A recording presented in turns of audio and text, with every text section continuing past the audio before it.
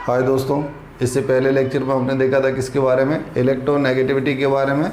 Electronegativity क्या होती है और कौन कौन से ऐसे फैक्टर है जिसके ऊपर इलेक्ट्रोनेगेटिविटी डिपेंड करती है। आज हम पढ़ेंगे इलेक्ट्रोनेगेटिविटी फाइंड कैसे करते हैं, क्या इसका फॉर्मूला होता है। ओके, पहले वाले लेक्चर में इलेक्ट्रोनेगेटिविटी और पीरियोडिक टेबल के बारे में ट्रेंड भी पढ़ा था हमने। अप टू डाउन जाने पर, लेफ़्ट टू राइट जाने पर, एस करेक्टर पर डिपेंड करती है। आज हम पढ़ेंगे इलेक्ट्रोनेगेटिविटी किस तरीके से हम फाइंड कर सकते हैं। तो इसको फाइंड करने के लिए अलग अलग साइंटिस्ट ने अलग अलग स्किल डेवलप की थी। ओके, तो शुरू करते हैं आज का टॉपिक। इससे पहले अगर आप नए आए तो प्लीज़ चैनल को एक बार सब्सक्राइब कर लीजिए। Electronegativity part 2। ओके, तो पार्ट 2 में इलेक्ट्रोनेगेटिविटी फाइंड कैसे करते हैं। सबसे पहले एक साइंटिस्ट था जिसका नाम था पॉलिंग। पॉलिंग ने एक स्केल बनाया था जिसको हम कहते हैं पॉलिंग स्केल। ओके, पॉलिंग ने क्या किया था, एक एलिमेंट जिसको हम कहते हैं एफ फ्लोरीन, फ्लोरीन की इलेक्ट्रोनेगेटिविटी जो है इसने फिक्स कर दी थी। कितनी कर दी थी? 4। फ्लोरीन की इलेक्ट्रोनेगेटिविटी को इसने क्या कर दिया था, फिक्स कर दिया था कि फ्लोरीन की इलेक्ट्रोनेगेटिविटी जो होती है वो 4 होती है। और टॉप 4 एलिमेंट हमने पढ़े थे, मैक्सिमम फ्लोरीन, उसके बाद ऑक्सीजन, उसके बाद नाइट्रोजन और नेक्स्ट क्लोरीन। नाइट्रोजन और क्लोरीन की अप्रोक्सीमेटली क्या होती है, सेम होती है। ओके, तो फ्लोरीन की इलेक्ट्रोनेगेटिविटी को इसने क्या कर दिया था, फिक्स कर दिया था। उसके बाद इसने जो है इलेक्ट्रोनेगेटिविटी फाइंड कैसे करते हैं उसका एक क्या दिया था, फॉर्मूला दिया था। फॉर्मूला क्या था वो, XA minus XB is equal to 0.1017 into में डेल्टा, अंडर रूट डेल्टा। ये फॉर्मूला दिया था किसने, पॉलिंग ने। XA minus XB is equal to 0.1017 into में रूट डेल्टा। ओके, अब यहाँ पे बात करते हैं हम कि ये XA माइनस XB क्या है, XA माइनस XB क्या है। ठीक है, एक एलिमेंट या एक मॉलिक्यूल है AB, है ना, तो A और B में डिफरेंट है, different between electronegativity of A and B, यानी A और B की हिंदी में क्या कहते हैं हम इसको, विद्युत ऋणता। विद्युत ऋणता में अंतर, A और B की विद्युत ऋणता में क्या अंतर है, ये हमें क्या डिफाइन क्या होता है, ये A एंड B, XA और XB। ओके, फिर यहाँ आता है हमारे पास क्या, डेल्टा। ठीक है, तो डेल्टा यहाँ पे जो रिप्रेजेंट करेगा इसका अलग से हम क्या लेंगे, फॉर्मूला। ओके, तो डेल्टा इज इक्वल टू क्या होता है, डेल्टा इज इक्वल टू होता है EAB minus under root EAA into में EBB। ओके, यहाँ पे डेल्टा का जो मतलब होता है वो ये होता है। ओके, अब आप बोलोगे सर ये EAA और EAB क्या है। देखो, EAB, EAA और EBB ये क्या है, ये बंद ऊर्जा जिसको हम कहते हैं बॉन्ड एनर्जी। क्या बोलते हैं इसको, बॉन्ड एनर्जी। हिंदी में हम इसको क्या बोलते हैं, बंद ऊर्जा, है ना।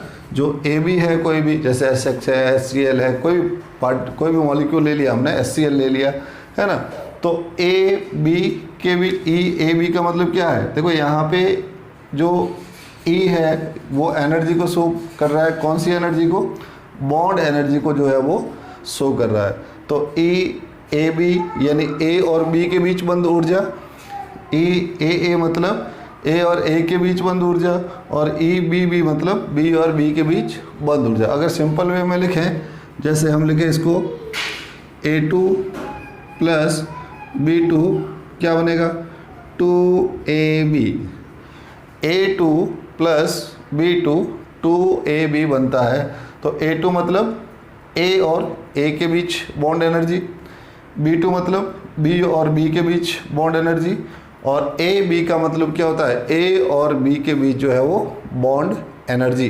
ठीक है, यहाँ पर इस फॉर्मूले के अंदर जो XA माइनस XB और जो हम डेल्टा फाइंड करते हैं उसमें जो आंसर हम निकालते हैं वो एनर्जी किस में आती है, वो एनर्जी जो आती है किलो जूल पर मोल में। यहाँ पर क्या अप्लाई करेंगे, एनर्जी की यूनिट, एनर्जी की जो इकाई होती है वो इकाई क्या होती है, किलो जूल पर मोल होती है। ओके, इम्पोर्टेंट चीज़ है।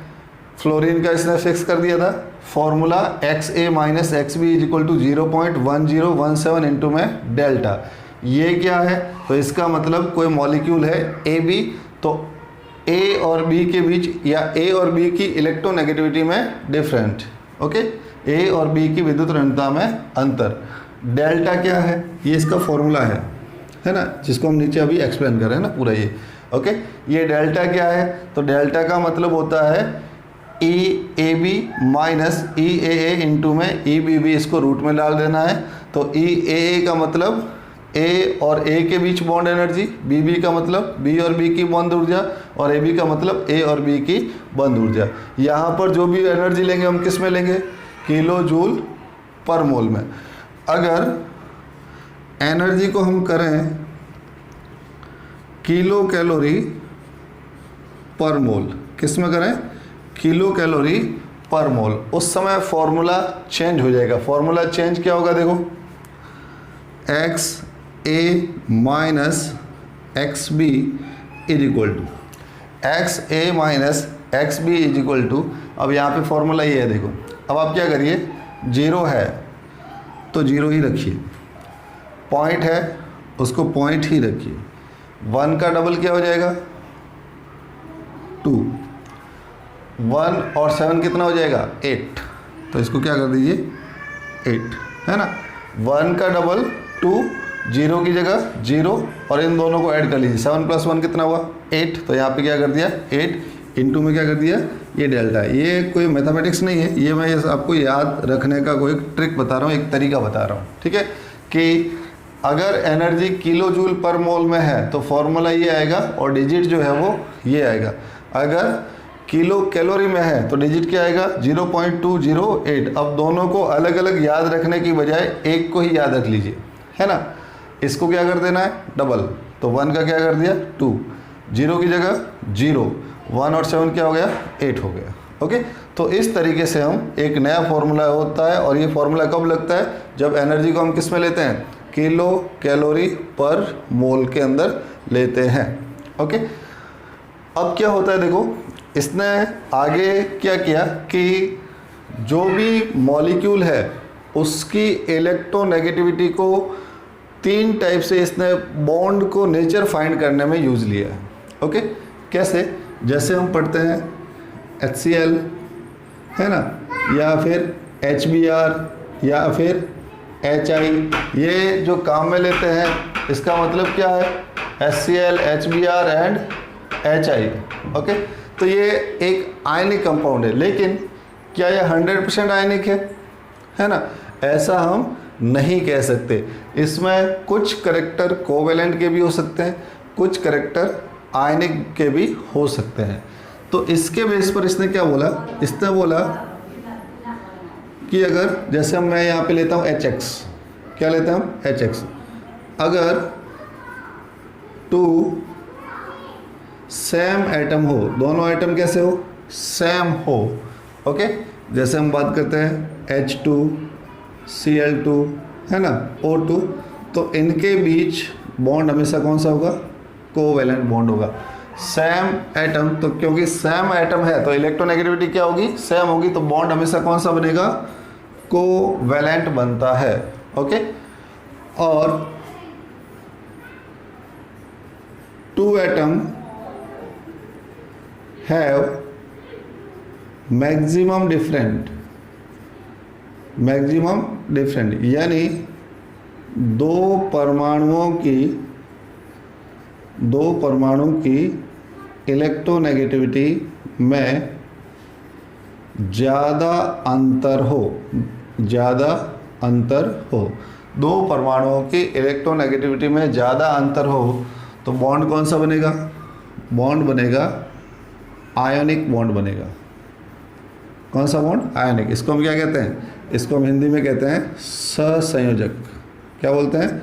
कोवेलेंट मतलब सहसंयोजक बंध बनता है। और सहसंयोजक कब बनेगा?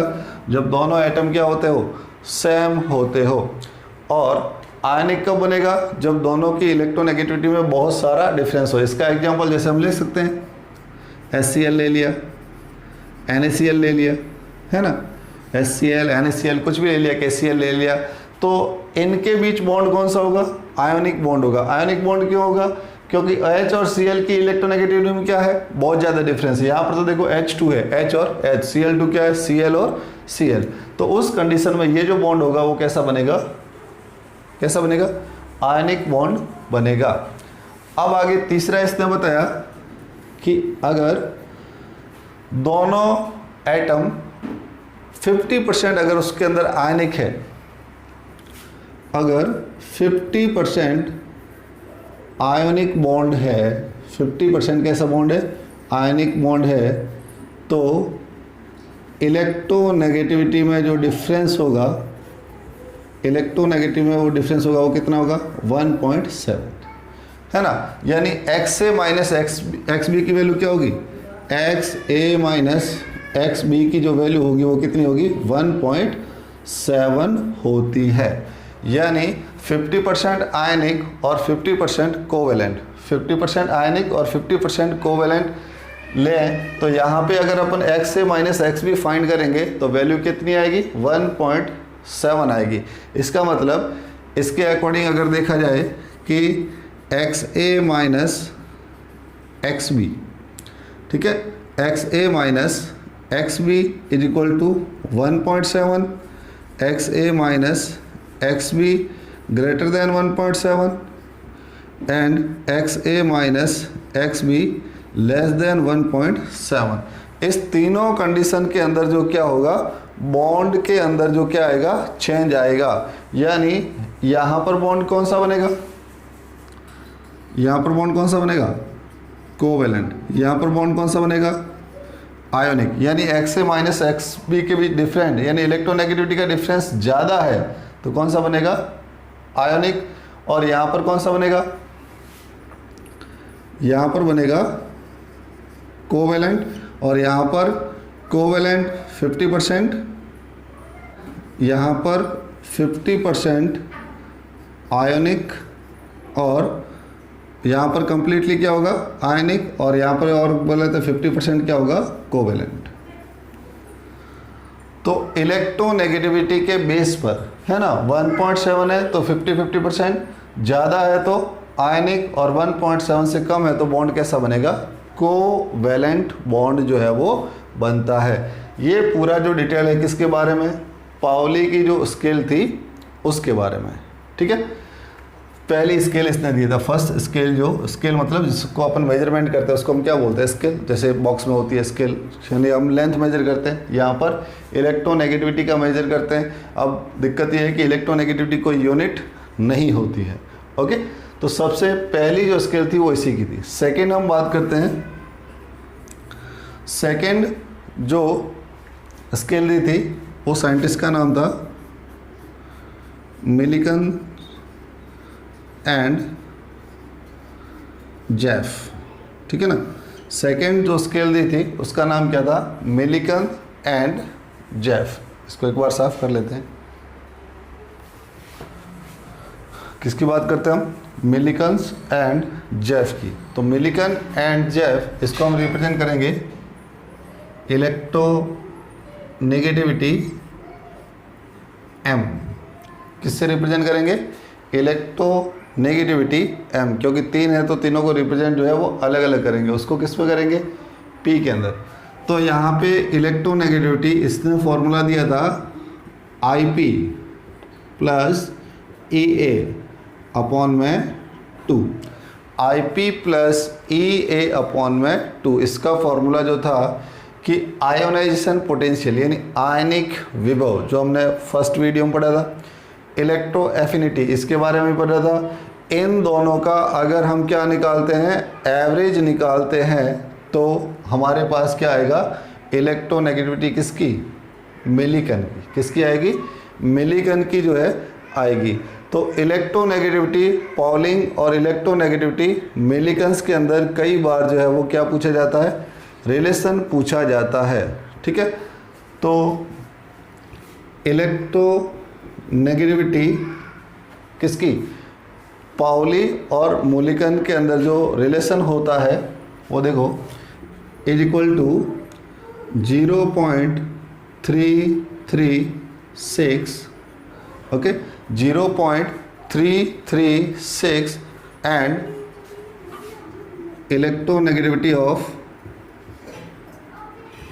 मिलीकन minus electronegativity of Mulliken minus 0.615। ये रिलेशन होता है किस किस के बीच, इलेक्ट्रोनेगेटिविटी ऑफ पाउली और इलेक्ट्रोनेगेटिविटी ऑफ मिलीकन। कई बार इस जो है रिलेशन के बेस पर सीधा क्वेश्चन आता है कि एक इलेक्ट्रोनेगेटिविटी आपको दी हुई है तो दूसरा आपको क्या करना है, उसको फाइंड करना है। एक दी हुई है तो दूसरे आपको क्या करना है, फाइंड। अगर मिलीकन दिया हुआ है तो यहाँ पे मिलीकन की इलेक्ट्रोनेगेटिविटी की वैल्यू रख के पाउली हम फाइंड कर सकते हैं। एक रिलेशन इसमें और आता है, देखो, electronegativity of Mulliken is equal to 2.8 into electronegativity of Pauling. इसका जो 2.8 गुना होता है किसकी, मिलीकन की, यानी पाउली की इलेक्ट्रोनेगेटिविटी का 2.8 गुना जो होता है वो क्या होता है, इलेक्ट्रोनेगेटिविटी ऑफ मिलीकन। यानी ज़्यादा किसकी हो गई, electronegativity of Mulliken is greater than electronegativity of Pauling. Okay, तो ये जो वैल्यू होती है वो क्या होती है, इलेक्ट्रोनेगेटिविटी मिलीकन और पाउली दोनों के अंदर क्या होता है, डिफरेंस होता है, जो आप इजीली इसको फाइंड कर सकते हैं। ओके, अगर आपको जो भी वैल्यू या दी गई है, अगर इलेक्ट्रॉन वोल्ट में हो, किस में हो, इलेक्ट्रॉन वोल्ट में होती है, तो उस समय ये फॉर्मूला थोड़ा सा क्या हो जाएगा, चेंज हो जाएगा। क्या हो जाएगा, 0.187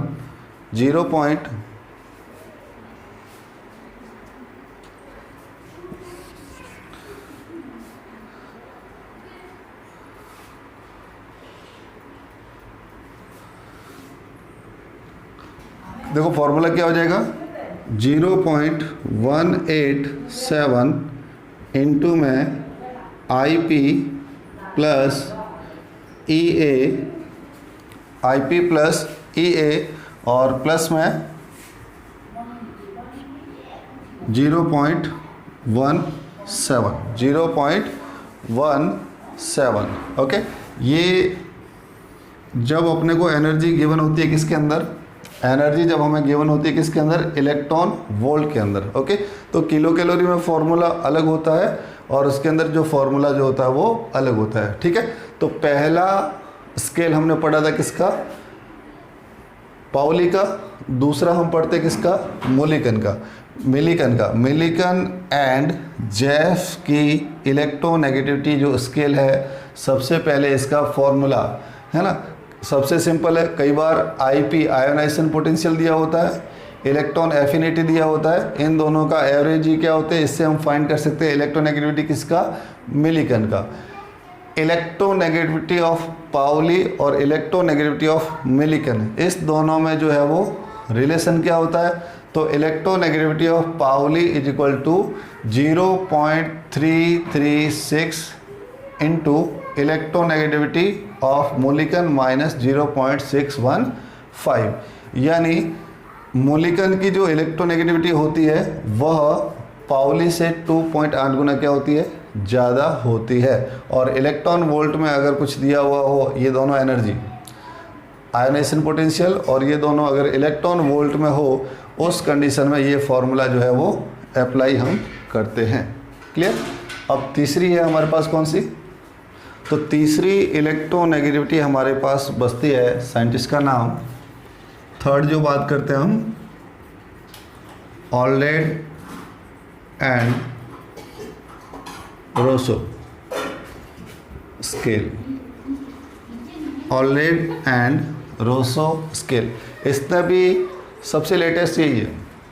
सबसे लेटेस्ट जो स्केल है वो ये है, वो जो है दो पुरानी हो चुकी है, मॉडर्न अभी जो पढ़ते हैं वो इसका ही पढ़ने। इसमें और उसमें क्या खास बात है, जो पाउली था उसने जो सिंपल बॉन्ड एनर्जी को इंक्लूड करके जो है अपना फॉर्मूला जो है वो दिया था, ठीक है।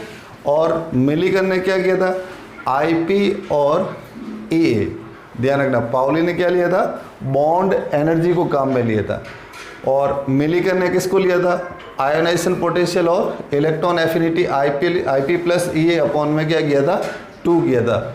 इसने जो काम में लिया था वो लिया था किसको, जेड इफेक्टिव को, ठीक है ना, यानी ई एन, इसको क्या लिखेंगे, ए आर 0.359 इंटू में जेड इफेक्टिव अपॉन में आर स्क्वायर, अपॉन में आर स्क्वायर प्लस 0.744, ये इसने फॉर्मूला दिया था इलेक्ट्रोनेगेटिविटी जो है वो फाइंड करने का, ठीक है।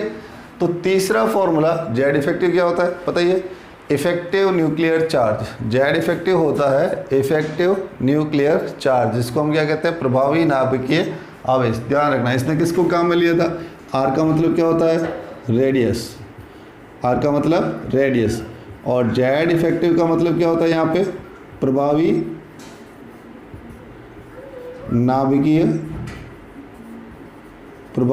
नाभिकीय आवेश, ठीक है ना। तो इन दोनों को काम में लिया था, जेड इफेक्टिव और प्रभावी नाभिकीय आवेश को। तो दोस्तों ये इलेक्ट्रोनेगेटिविटी 2 पार्ट में हमने पढ़ा। पहले पार्ट के अंदर जो है पीरियोडिक टेबल में इसका ट्रेंड और किस किस पे ये जो है वो डिपेंड करती है। सेकंड पार्ट के अंदर जो साइंटिस्ट थे, Pauling, Mulliken and Allred Rochow, ठीक है। तो सबसे ज़्यादा इम्पोर्टेंट यहाँ से सेकंड पार्ट में क्वेश्चन जो है आते हैं, और जो फर्स्ट पार्ट है उसमें पीरियोडिक टेबल में जो ट्रेंड होता है अप टू डाउन जाने पर और लेफ़्ट टू राइट जाने पर, और किस किस पे इलेक्ट्रोनेगेटिविटी डिपेंड करती है। इससे ज़्यादा इलेक्ट्रोनेगेटिविटी में आपको कुछ पढ़ना नहीं है, ठीक है। जितना हमने 2 वीडियो में, अगर आपने अच्छी तरीके से दोनों वीडियो देखे हैं तो इससे ज़्यादा इलेक्ट्रोनेगेटिविटी में कुछ आने वाला नहीं है। न्यूमेरिकल देखो टॉपिक बिल्कुल छोटा है, लेकिन कई बार डीपली न्यूमेरिकल आते हैं। न्यूमेरिकल इन्हीं फार्मूलों पर बेस्ड होते हैं, ठीक है। पॉलिंग के फार्मूले पर भी बेस्ड होते हैं और मिलिकन के फार्मूले पर भी बेस्ड होते हैं। और इसमें भी अगर आपको जेड इफेक्टिव और रेडियस दिया हुआ हो, ए आर का मतलब क्या होता है, ए का मतलब ऑलेड और आर का मतलब रोसो, साइंटिस्ट का नाम है। एक को हमने लिया था E N P, E N M और E N A R, okay. तो कंप्लीट इलेक्ट्रोनेगेटिविटी ये 2 वीडियो देख लेना, इससे ज़्यादा कुछ